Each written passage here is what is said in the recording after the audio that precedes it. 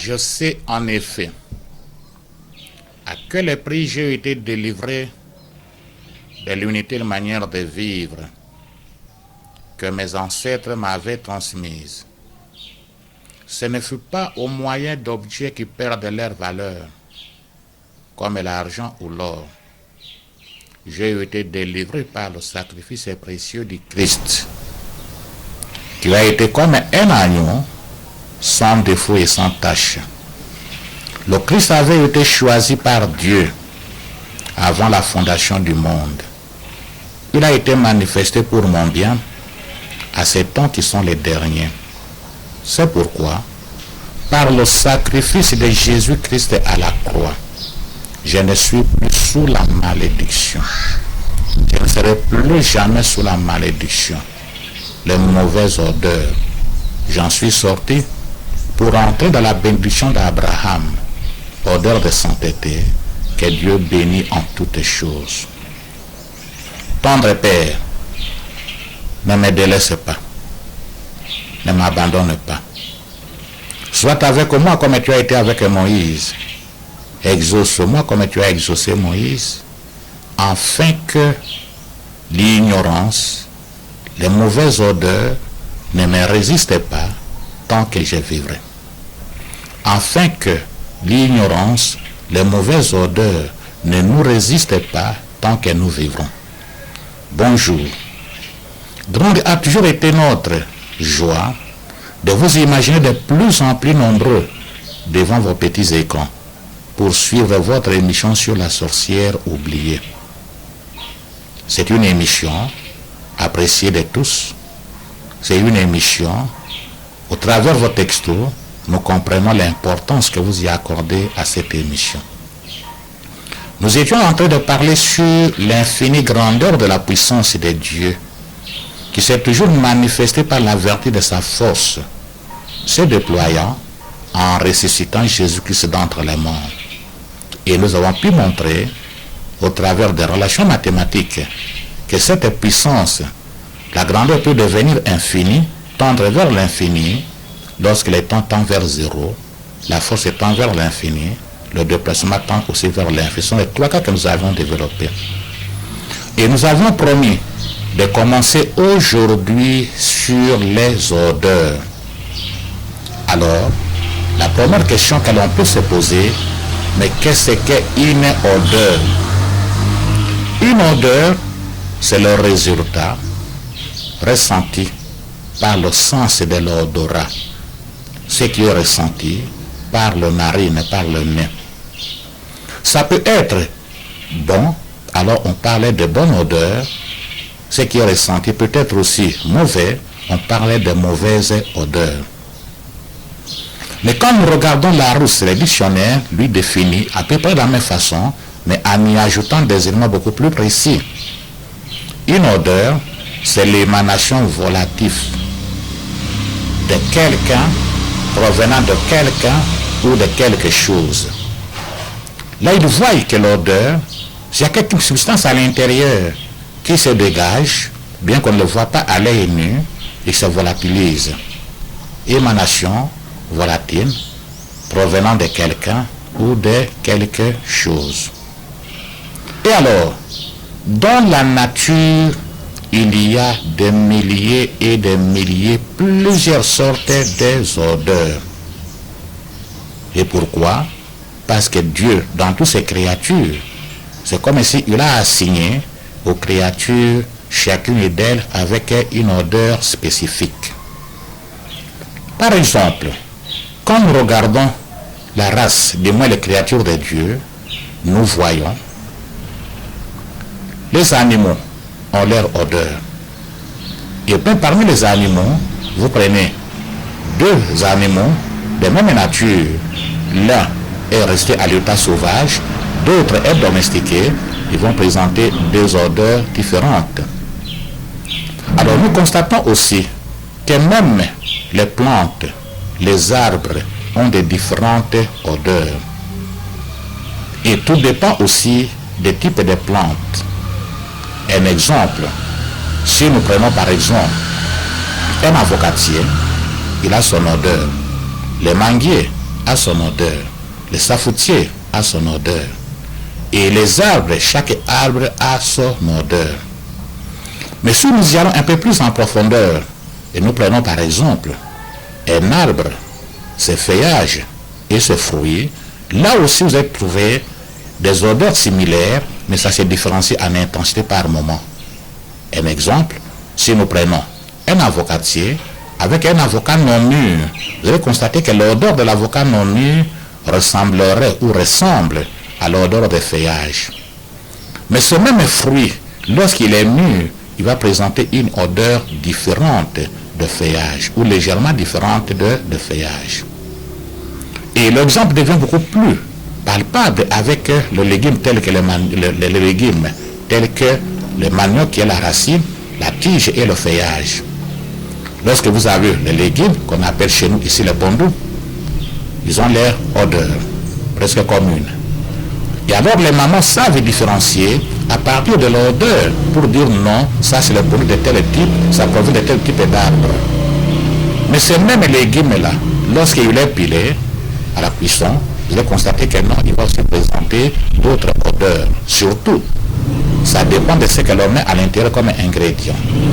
Si vous avez mis le papier, alors là, ça va présenter d'autres odeurs. Tout dépend aussi de quel type de produit vous préparez. Chez nous, ici, on parlait produit de moussaka, ça c'est une odeur, produit de libondo, ça c'est une odeur, ainsi de suite. Mais voici que le même arbre, quand nous descendons à la racine et nous prenons les racines, les maniocs qui sont à l'intérieur, à l'état cru, ils ont une odeur, mais quand vous les préparez, ils vont présenter une autre odeur. Et surtout si vous les faites fermenter dans l'eau pour faire la farine de manioc, ils vont aussi présenter l'autre odeur. Il en est ainsi des autres arbres, comme les manguiers. Plus vous avez les différents types de manguiers, plus chaque type va présenter son odeur. Nous regardons les poissons. Bien que vivant tous dans l'eau, ils ont des odeurs différentes. Et ça se manifeste mieux pour nous lorsque nous avons la cuisson. Pour dire non, ça c'est vraiment l'odeur d'un piodi, ça c'est l'odeur de tilapia, ça c'est l'odeur, ça c'est l'odeur. Et quand nous regardons les animaux, vous allez constater, les boucs ont leur odeur beaucoup plus accentuée par rapport à la chèvre. Les bœufs ont leur odeur. Les gazelles, les porcs ont leur odeur. Et surtout, si vous voulez ressentir cette même odeur, ou presque à la cuisson, il faut les préparer avec sa peau. Lorsque vous enlevez toute la peau, la chair, à un certain degré de cuisson, les odeurs peuvent se ressembler. Mais si vous mettez avec la peau, vous allez constater que l'animal conserve son odeur à cuisson. Mais alors là, nous avons parlé des arbres, nous avons parlé de poissons, nous avons parlé des animaux. Mais nous pouvons aussi parler des humains. Les humains, nous devons savoir que sur cette terre, la race humaine présente 4 couleurs. Et même quand on parle des couleurs, on va le voir tout à l'heure, commençons par la couleur la plus préférée, la couleur noire. Alors nous sommes les Africains, on les trouve où? En Afrique. Nous regardons la couleur blanche, les blancs, en Europe, en Occident. Et vous regarderez aussi les jaunes. Là-bas en Asie, Japon, on les trouve. Et les rouges. Même en URSS, là-bas, on les trouve. Mais quand on regarde l'être humain, en fait, il est multicolore. Mais seulement, on parle d'une couleur parce qu'elle est prédominante. Je me réfère à moi-même, africain. Oui, on m'a dit, je suis noir. Effectivement, j'accepte ma couleur et j'en suis fier parce qu'elle est voulue par le bon Dieu. Et c'est un don. Mais néanmoins, les yeux ne sont pas noirs. Il y a une partie qui est blanche, il y a aussi le noir de l'œil. La langue n'est pas noire. La paume de la main, une partie, elle est blanche, une partie, elle est noire. Et d'ailleurs, en Europe, beaucoup de blancs s'y étonnent. Comment vous autres, vous, Africains, d'un côté c'est blanc, de l'autre côté c'est noir. Le sang qui circule dans mes vaisseaux, ce n'est pas le sang noir au sens vraiment propre du noir, c'est aussi le sang rouge. En ce moment-là, vous regardez même mes pieds, ce n'est pas vraiment la braise. Je suis qui? Je suis multicolore. Mais seulement, la couleur noire est trop prédominante, c'est pourquoi on me qualifie du noir. La même chose aussi pour le blanc. Ils sont aussi multicolores. Donc la race humaine est multicolore, seulement la couleur prédominante, c'est celle-là qui est souvent dite à haute voix. Mais alors, chaque race a aussi son odeur. Vous allez voir que nous autres Africains, nous avons une odeur, les Blancs ont une odeur, et ainsi de suite. Même à l'intérieur des Africains, quand vous regardez les ethnies, vous entrez dans les villages, vous allez constater que non, il y a d'autres odeurs spécifiques. Par exemple, les cultivateurs, pour la plupart des fois, ils sentent l'odeur de la fumée. Mais alors, ceux qui sont, pour la plupart des fois, dans les bureaux climatisés, ils ont aussi une odeur, peut-être émanant de la climatisation. Alors là, le monde des odeurs, c'est un monde complexe, c'est un monde compliqué. Et à ce niveau-ci, on peut donner une troisième définition des odeurs. Qu'est-ce qu'une odeur? C'est une caractéristique intrinsèque à quelqu'un ou à quelque chose. C'est-à-dire propre à quelqu'un, propre à quelque chose. Alors, comme nous sommes en train de parler des humains, nous disons que c'est une caractéristique intrinsèque. Ce qui est spécifique à un être, ce qui est spécifique à une créature. Il ne faut pas confondre. Est-ce que les odeurs sont bonnes, les odeurs sont mauvaises, ne sont pas encore arrivés à ce niveau-là. Prenons seulement un être humain, qu'est-ce qu'on peut le qualifier? C'est multi-odeur. Et pourquoi? Parce que la bouche peut avoir une odeur. Les aisselles peuvent aussi avoir l'odeur. Le gaz qui sort de son ventre peut aussi avoir une odeur. Même le sel peut avoir une autre odeur. Mais alors, si vous ajoutez à ça la malpropreté, vous allez voir que l'odeur de la bouche devient prédominante. La haleine devient prédominante. À ce moment-là, ça devient un problème. Et alors, l'odeur des aisselles, sur le amapeka, devient de plus en plus prédominant. Et ainsi de suite. Nous avons parlé des arbres, nous avons parlé des poissons, nous avons parlé des animaux, nous avons parlé des humaines créatures. Maintenant, parlons aussi des anges. Les anges et les démons ont aussi des odeurs intrinsèques, une caractéristique intrinsèque. Et à ce niveau-là, que ça commence à devenir peut-être beaucoup plus intéressant et dangereux. Et pourquoi?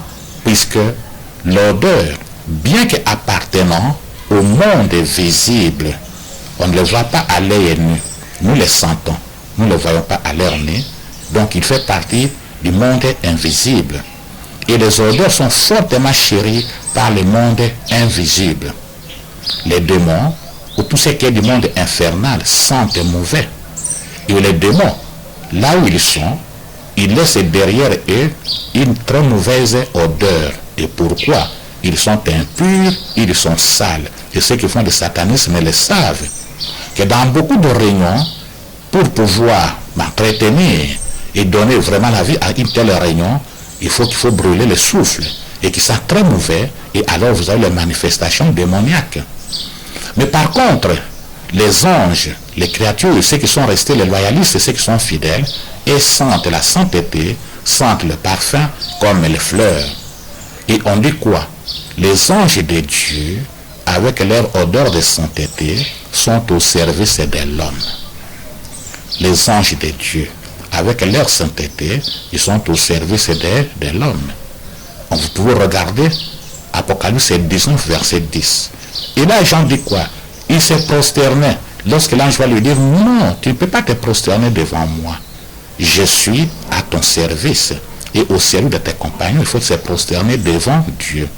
Donc les loyalistes ne veulent pas les hommages de la part des humaines créatures. Tout hommage, toute forme d'adoration, il faut adorer Dieu. Et on peut bien le voir dans Matthieu 4, verset 10, qu'effectivement, après que Jésus-Christ ait répondu à l'ennemi Satan, seul à l'Éternel tu vas rendre un culte et tu l'adoreras. Les anges sont venus pour pouvoir le servir. Mais à ce niveau-ci, mon frère, mes soeurs, il faut faire très attention. Bien que les anges sont au service de l'homme, ils ne sont pas sous commandement de l'homme. Ils n'obéissent pas aux ordres des hommes. Ils obéissent seulement à l'ordre de Dieu. Vous pouvez regarder dans le livre de Luc, l'histoire de l'archange Gabriel avec Zacharie. Cet ange-là était envoyé pour annoncer la bonne nouvelle de la naissance de Jean-Baptiste. Et voici que Zacharie présente un problème qui est aussi réel. Est-ce que je peux lui donner raison? Je n'oserais pas. Mais du moins, il a dit quoi? Qu'il était âgé. Et sa femme aussi avait été aussi âgée, Élisabeth. Alors, là, quand je vais décliner son identité, je m'appelle Gabriel. Je me tiens devant la face de Dieu. J'ai été envoyé pour t'annoncer une bonne nouvelle. Mais comme tu n'as pas cru, alors ta bouche va se fermer jusqu'à ce que ces événements s'accomplissent. Est-ce qu'il a été envoyé pour fermer la bouche d'autrui? Non. Mais on voit que le même esprit, cet ange-là, qui était à son service, qui est venu annoncer, commence à fermer les bouches. Alors s'il était totalement à son service, je pense qu'il dépendait de lui, de son commandement, il doit seulement répondre simplement à la question et rentrer auprès de celui qui l'a envoyé. Et alors là, nous attirons votre attention. Le culte des anges, il faut faire très attention, parce que les anges de Dieu n'obéissent pas aux hommes. Ils obéissent à un seul commandement, celui du général des corps d'armée de l'Éternel, et c'est Jésus-Christ. Et du moins, l'Éternel est son Dieu. Donc ici, nous disons quoi? Les anges ont leur odeur. Les démons ont aussi leur odeur. Là, c'était la partie introductive, la définition. Maintenant, on peut se poser la question, quelle est l'odeur de ton corps? Quelle est ton odeur? Alors ça devient intéressant. Mon frère, quelle est ton odeur? Ma soeur, quelle est ton odeur? Si nous voulons entrer en profondeur, importance des odeurs. Est-ce que les odeurs peuvent-elles être importantes? Effectivement, c'est vrai. Regardons le livre de la Genèse, Genèse 1. Quand vous regardez verset 3, 5, quand vous regardez la suite, vous allez constater quoi? Chaque fois, l'Éternel notre Dieu s'arrêtait pour pouvoir évaluer. Par exemple, et l'Éternel dit que la lumière soit et la lumière fut. Dieu constatait que la lumière était bonne. Et Dieu, c'est pas la lumière des ténèbres. Il eut un soir, il eut un matin, c'était le premier jour. Mais le jour que l'Éternel, le troisième jour, lorsque l'Éternel va ordonner que les eaux s'amassent et que la terre ferme paraisse, et ça obéit. Et alors les eaux se sont réellement amassées, la terre ferme est apparue. Et Dieu ordonna que les arbres portent leurs propres semences. Et à la fin, Dieu a évalué que là c'était bon. Dieu n'avait pas évalué seulement la hauteur des arbres. Il n'avait pas évalué la grosseur des fruits ou la morphologie extérieure.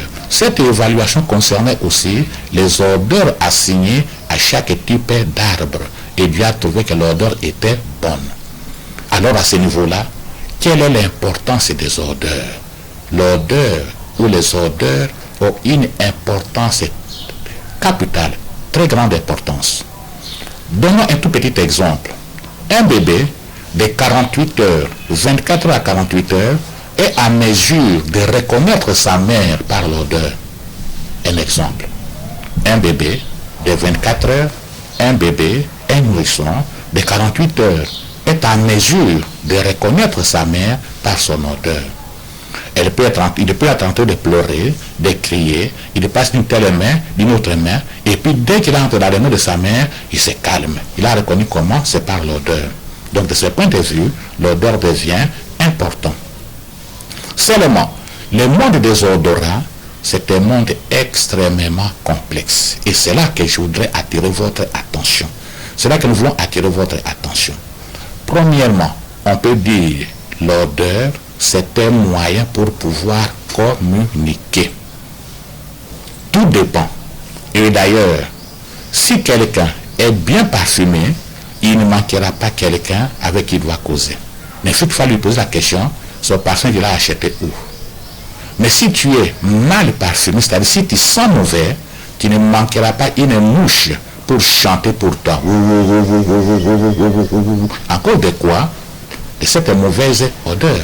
Donc vous comprenez tout de suite que le monde des odeurs, ça devient un monde complexe et compliqué. Et quand nous regardons que l'Éternel lui-même, dans le livre des Exodes, va instruire à Moïse les ingrédients qu'il fallait qu'il puisse mettre ensemble pour pouvoir préparer l'huile pour l'onction du tabernacle.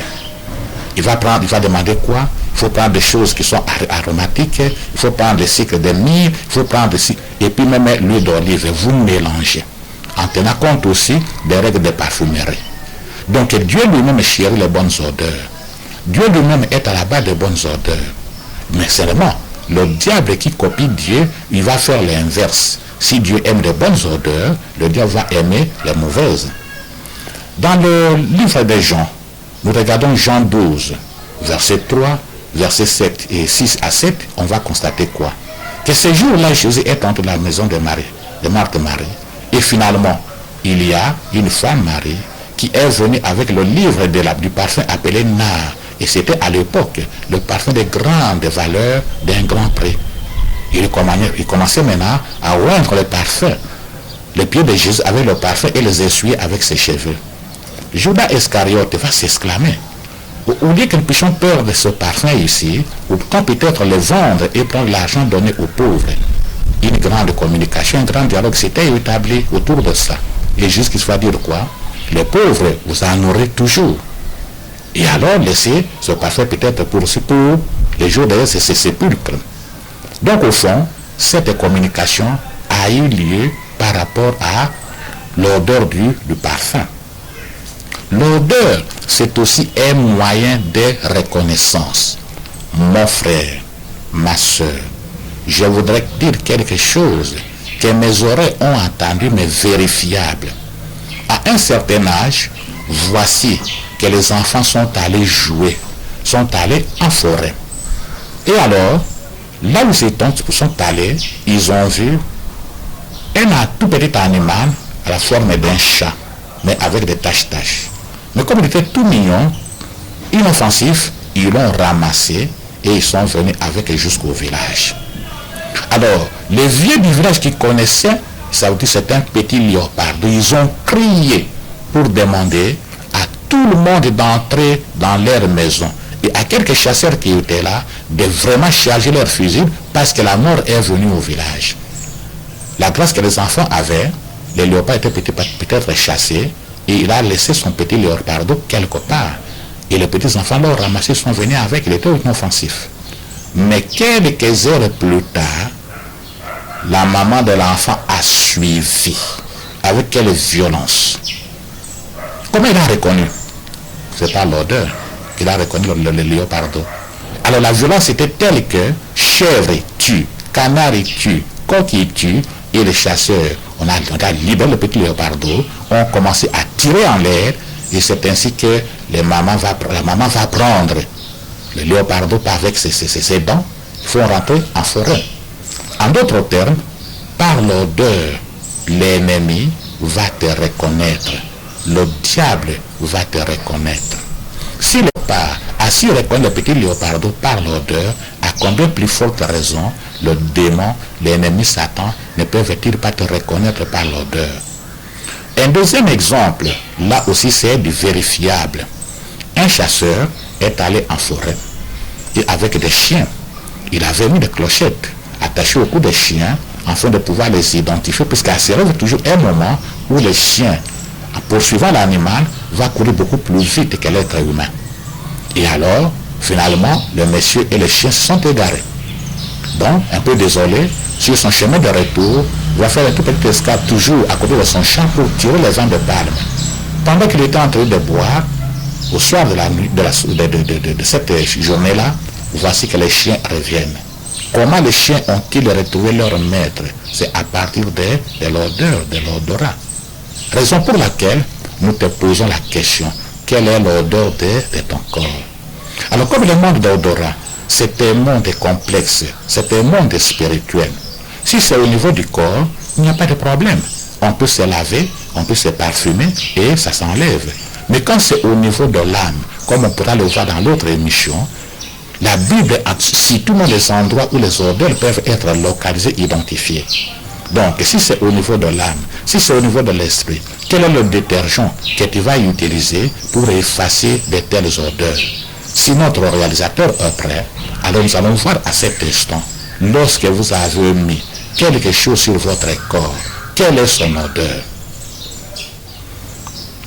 Une odeur, c'est l'émanation volatile qui se dégage de quelqu'un ou de quelque chose et que l'on perçoit par l'odorat. Et nous avons dit, dans la nature, il y a plusieurs sortes d'odeurs.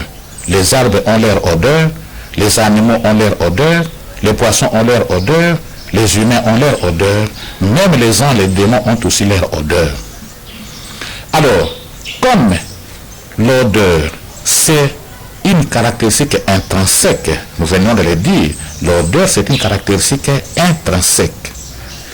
Les animaux ont leur odeur, les oiseaux ont leur odeur. Nous venons aussi de dire, les démons sont impurs, ils sont sales et répandent de mauvaises odeurs. Les démons glissent facilement et sans être vus dans les corps et dans les habitations. Vous avez mis cet aigle, vous l'avez mis comme tatou dans votre corps. Les oiseaux ont leur odeur. Et le fait que vous ayez fait ça, n'oubliez pas qu'il va reconnaître les aiglons au travers de l'odeur. De la même façon que nous venons de dire, les enfants sont allés en forêt et ils ont ramassé quoi? Ils ont ramassé les léopards et quand ils sont revenus, alors le léopard a suivi son enfant, il l'a retrouvé. Alors si le léopard, qui est juste un animal, sait suivre sur le léopard et le retrouver, à combien plus forte raison l'ennemi Satan peut-il suivre ce qui lui appartient et le retrouver? Mon frère, ma soeur, c'est ici l'occasion pour nous d'attirer vraiment votre attention. L'odeur, nous venons de dire, c'est un moyen de communiquer. Et comme c'est un moyen pour communiquer, lorsque vous avez mis un tel tatou, est-ce que vous savez très bien ce que ça fait comme communication, comme un moyen de communication? Exode 30, versets 22 à 29, l'Éternel lui-même ordonne à Moïse les ingrédients qu'il fallait qu'il prenne pour une huile d'onction sainte pour oindre la tente d'assignation. Il a demandé les meilleurs aromates, le cycle de myrrhe, cycle de cannamone, et c'est aussi le cycle de roseau. Et nous venons de dire que dans Jean 12, verset 3, 7 à 8, un bel exemple de communication au travers l'odeur qui a été partie de la maison. Mais alors, quand vous avez mis cela, quelle est la communication que vous faites? Sans oublier que les odeurs, c'est aussi un moyen pour invoquer, un moyen pour chasser les démons.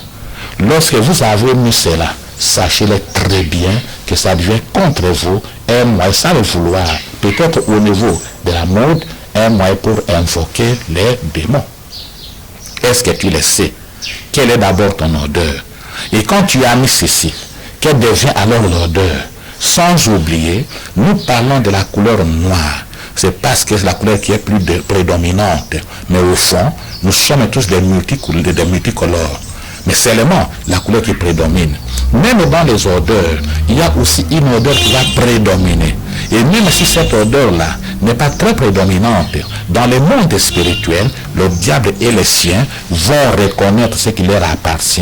Et il viendra chercher l'odeur du scorpion qui émane de ton corps. Puisque nous venons de définir l'odeur, c'est l'émanation volatile de quelqu'un ou de sortant de quelqu'un ou de quelque chose, mais qui est aussi perçu, perspective par l'odorat. Mon frère, ma sœur, nous l'avons souvent dit et nous ne cesserons jamais de le dire. C'est difficile aujourd'hui, avec tout ce que nous avons comme liberté, que je peux même dire mal comprise, de pouvoir donner un conseil qui est accepté. Au nom de la liberté, ces jeunes gens se sont pardonnés. Au nom, je suis libre, c'est mon corps. Mais ce corps ici t'a été donné, le temple du Saint-Esprit. Il n'est pas venu de ta richesse, il n'est pas venu de ta volonté, c'est venu de la part de quelqu'un. Comme moyen de communication, vous vous êtes mis en communication permanente avec le monde infernal. Comme moyen d'invoquer les démons, vous avez défini par vous-même les moyens de pouvoir invoquer en tout moment les démons. Et alors ça devient important de le savoir, que les démons, ce sont des êtres nuisibles. Et comme ce sont des êtres nuisibles, ils répandent les mauvaises odeurs. Les anges et les démons sont des créatures du monde invisible. L'odeur est une caractéristique intrinsèque aussi pour eux. Le moyen de détecter le mal, c'est aussi par l'odeur. Et les démons, le monde infernal répandent toujours une très mauvaise odeur, que personne ne te trompe. Pour eux, c'est la mauvaise odeur. Bien que les odeurs, nous venons de dire, c'est créé par Dieu, le monde des odeurs, c'est un monde important, puisque au travers des odeurs, que l'on peut prendre certaines décisions. Par exemple, je vais manger ceci. C'est parce qu'on avait bloqué dans sa tête l'odeur des légumes, et alors ça a été un bon souvenir, et chaque fois que l'on va sentir cette odeur-là, on s'en souviendra et on veut manger. Les lions, pour chasser, observez bien avant que le lion ne chasse. Il prend soin d'évaluer la direction du vent. Et pourquoi? Sachant très bien, comme c'est un animal prédateur carnivore, beaucoup d'animaux à la forêt connaissent son odeur et savent bien s'en échapper. Si la direction du vent est de l'ouest vers l'est, il va tout faire pour se mettre à l'est et marcher à la compte de la direction du vent. Dans un seul but, ne pas se faire identifier. S'il ne fait pas cela, il peut aussi chasser avec une direction perpendiculaire à la direction du vent. Comme ça, au moins, les prédateurs ou bien les proies ne vont pas sentir son odeur. Pourquoi? Parce que les animaux à la forêt connaissent l'odeur de ce prédateur. Il a son odeur. Et alors, toi tu prends, tu le mets dans ta poitrine. Tu le mets dans ta vie. Pour qu'il fasse quoi? Ne peut le reconnaître que ceux qui sont aussi comme lui. Et alors ceux qui sont comme lui, dans ce cas ici, c'est l'ennemi Satan et les siens. Mon frère, ma soeur, même si vous avez ce que je pourrais dire, la liberté d'action, de réaction à ce niveau-ci, au nom de l'amour que nous avons pour toi, au nom de l'amour que nous avons pour nos frères et nos sœurs, nous te conseillerons de te débarrasser de cet atout.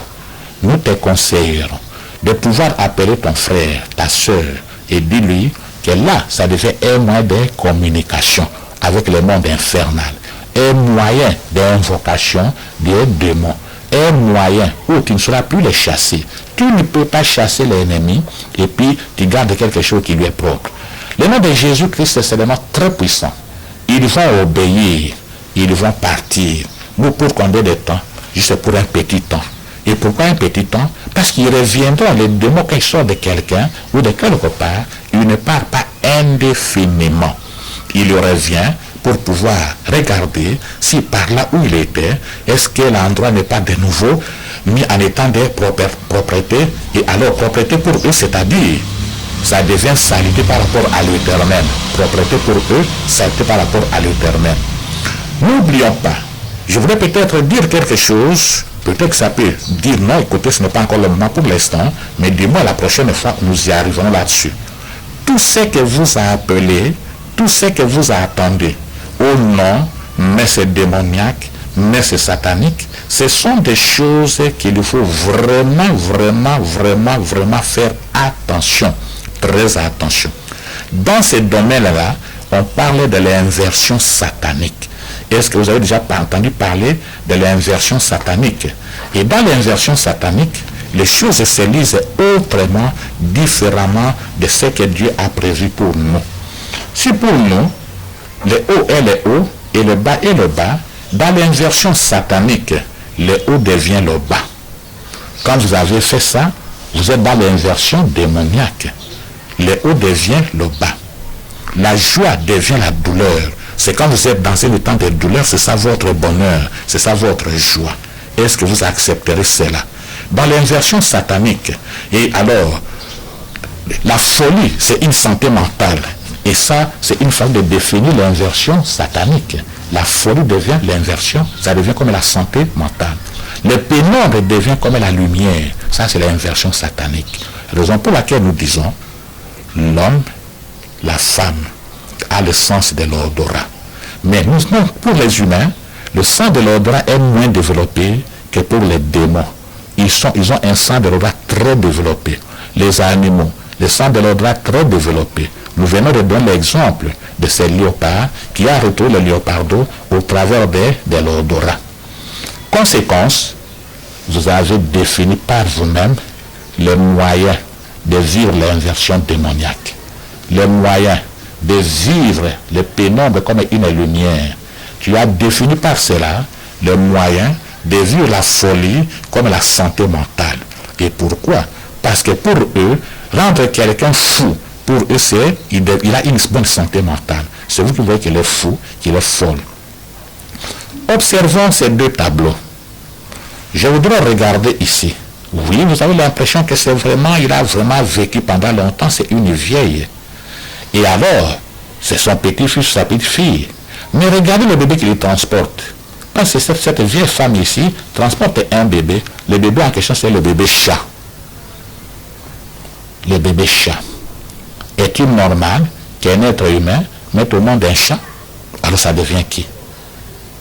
Un tel tatou, c'est vraiment la communication avec le monde des ténèbres.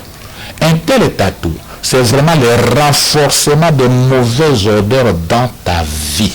Et même si le sang de l'odorat des humaines créatures ne seront pas à mesure de le percevoir, les démons sauront que tu es la leur. Les démons, tu sauras que tu es les leurs. Les démons, tu sauras que vous êtes les leurs. Mon frère, ma soeur. Quand nous avons reçu vos questions sur est-ce que vous pouvez avoir l'idée sur l'odorat, nous avons dit attendons, l'émission va commencer et nous allons le faire peut-être en 3 émissions. Et nous aurons tout ce qu'il fallait dire, peut-être pas tout, mais au moins l'essentiel. Nous allons le voir en 3 émissions. Maintenant, aujourd'hui, nous sommes en train d'insister sur un aspect. Et l'aspect, l'inversion démoniaque. Prenons quelques éléments.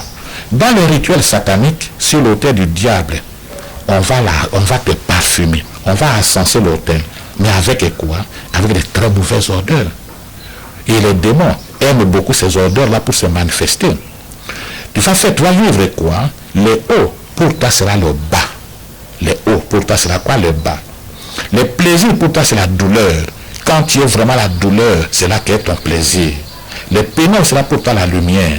L'esclavagisme, tu es esclave, mais on te dit que c'est ça ta liberté. Tu as la folie, mais on te dit que ça, c'est la santé mentale. Alors, il ne faut pas croire que ce monde-là, c'est un monde avec lequel il faut faire de la blague. Au contraire, c'est le monde pour lequel il faut vraiment dénoncer, renoncer, désavouer, désapprouver. Alors ça devient urgent. Où se trouverait l'urgence? L'urgence, c'est qu'ici, c'est une pourriture. Supposons que c'est le monde des cadavres, le monde des sépulcres. Mais qu'est-ce que Jésus-Christ avait dit? Tombeau blanchi. Vous prenez soin d'embellir l'extérieur, alors que l'intérieur est rempli de quoi? De pourriture. En d'autres termes, tu vas sentir dans le monde spirituel, on te sent, tu es mort, tu es une mort, tu es une personne morte, tu es un, je pourrais me dire, les cadavres debout. Qui accepterait d'être cadavre? Même si les gens se donnent la mort, sont des lâches. Mais la vie, elle est belle, elle est faite pour être vécue. Mon frère, ma soeur, l'odeur de la foudre, c'est l'odeur de brûler. Et alors, pour la plupart des fois, beaucoup de gens pensent qu'en mettant le dragon sur leur corps, ils ont la force. Et pourtant, là vraiment, tu as mis la véritable odeur de démon dans votre corps. Véritable odeur de Lucifer dans votre corps. Conséquence, on ne va jamais te rater. Ils ne vont jamais te perdre. Partout où vous irez, ils vont te reconnaître. Prenons un exemple. Un fou, une folle. Vous le mettez dans un avion, vous le faites déplacer, mais dans un véhicule, vous le faites déplacer d'un quartier à un autre. Là, il va arriver, d'autres mouches vont se précipiter pour venir à sa rencontre, pour l'accueillir. En cause de quoi? De l'odeur que l'odeur est en train de dégager. Vous pouvez prendre un avion, vous quittez la ville, vous êtes dans une autre ville, on va te reconnaître en cause de quoi? De l'odeur que vous êtes en train de dégager, qui émane de quoi? Mais de tout ce que vous aviez mis sur votre corps. Faut-il vraiment mettre ça? Regardez, que les gens du monde des ténèbres, ça, il représente quoi? Un ange de Dieu, c'est un démon. Et nous venons de dire que les démons ont une très mauvaise odeur. Qu'est-ce que nous avons voulu dire aujourd'hui? Aujourd'hui, nous avons commencé par définir les odeurs. Et nous avons dit, une odeur, c'est une émanation volatile provenant de quelqu'un ou de quelque chose, mais qui est perceptible par le sens de l'odorat. Et nous avons aussi dit que dans la nature, il y a plusieurs sortes d'odeurs. Toutes les créatures, Dieu avait bien fait les choses pour que chaque créature ait au moins son odeur. Le monde d'odeur, c'est un monde complexe. C'est un monde assez vaste. Les humains ont leur odeur. Les ethnies, même les villages, des fois aussi ont leur odeur. Mais il n'y a pas que les animaux qui ont des odeurs. Il n'y a pas que les arbres qui ont des odeurs, les poissons. Les humains ont les odeurs, les anges et les démons ont aussi des odeurs. Seulement, les démons sentent mauvais et attirent beaucoup les victimes à la saleté. Les anges de Dieu sentent la sainteté et entraînent beaucoup de ceux pour qui sont au service à vivre celle-ci. Mais là où nous avons beaucoup insisté, odeur comme moyen de communication, odeur comme moyen d'identification, de reconnaissance. Et alors, comme chaque créature a son odeur, si vous prenez un tatou d'un animal, vous le mettez dans votre corps, non seulement que c'est contraire à la parole de Dieu, le léopard va reconnaître son odeur en toi. Et ça devient un moyen de reconnaissance, un moyen d'identification. Si vous prenez l'aigle, vous mettez dans votre corps, les oiseaux ont leur odeur, ils vont aussi te reconnaître. Au niveau physique, si c'est une mauvaise odeur, on peut se laver avec un détergent, avec un savon, se parfumer. Mais la conséquence ou la difficulté, c'est parce que ces odeurs, pour la plupart des fois, ça colle à notre âme et à notre esprit. À ce niveau-là, ça devient totalement difficile. Mais ici, on n'a pas donné les moyens pour sortir, on va le faire avec d'autres émissions. Tendre Père, ne nous délaisse pas, ne nous abandonne pas. Sois avec nous comme tu as été avec Moïse. Exauce-nous comme tu as exaucé Moïse, afin que l'ignorance ne nous résiste pas tant que nous vivrons. Les mauvaises odeurs, afin que les mauvaises odeurs ne nous résistent pas tant que nous vivrons. Si pendant ces temps, Jésus-Christ n'est pas encore revenu, la fois prochaine, nous allons continuer avec les odeurs. Bonjour.